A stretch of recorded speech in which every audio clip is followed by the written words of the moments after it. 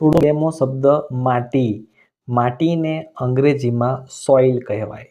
સોઇલનો spelling થાય SOIL, soil મતલબ કે માટી. 103મો શબ્દ મિત્રો મુલાકાત.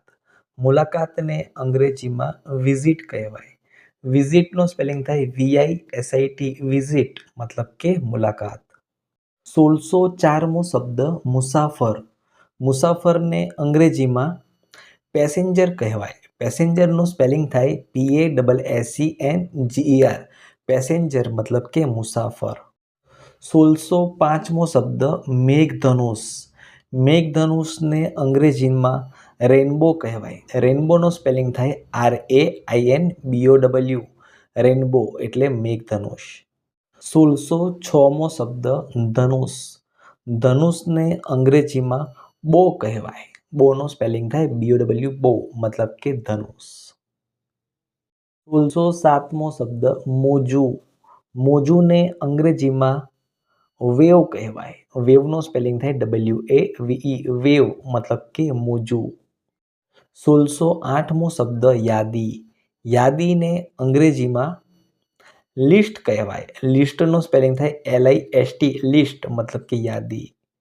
1609મો શબ્દ રખડવું. રખડવુંને અંગ્રેજીમાં ટુ રોમ કહેવાય. ટુ રોમનો સ્પેલિંગ થાય TO2ROAM, ટુ રોમ મતલબ કે રખડવું.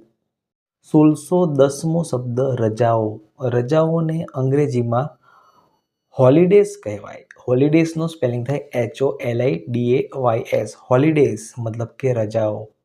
1611મો શબ્દ રદ. રદને અંગ્રેજીમાં કેન્સલ કહેવાય. કેન્સલનો સ્પેલિંગ થાય CANCEL, કેન્સલ મતલબ કે રદ. 1612મો શબ્દ રવાના થવું. રવાના થવુંને અંગ્રેજીમાં ટુ ડિપાર્ટ કહેવાય. ટુ ડિપાર્ટનો સ્પેલિંગ થાય TO2DEPART, ટુ ડિપાર્ટ મતલબ કે રવાના થવું. 1613મો શબ્દ રસીદ. રસીદને અંગ્રેજીમાં રિસિપ્ટ કહેવાય. રિસિપ્ટનો સ્પેલિંગ થાય RECEIPT, રિસિપ્ટ મતલબ કે રસીદ. 1614મો શબ્દ રસ્તો. રસ્તોને અંગ્રેજીમાં સ્ટ્રીટ કહેવાય. સ્ટ્રીટનો સ્પેલિંગ થાય STREET, સ્ટ્રીટ મતલબ કે રસ્તો. 1615મો શબ્દ રહેવું.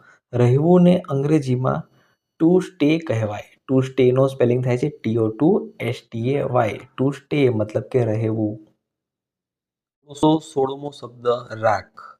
રાખને અંગ્રેજીમાં એસ કહેવાય. એસનો સ્પેલિંગ થાય ASHS મતલબ કે રાખ.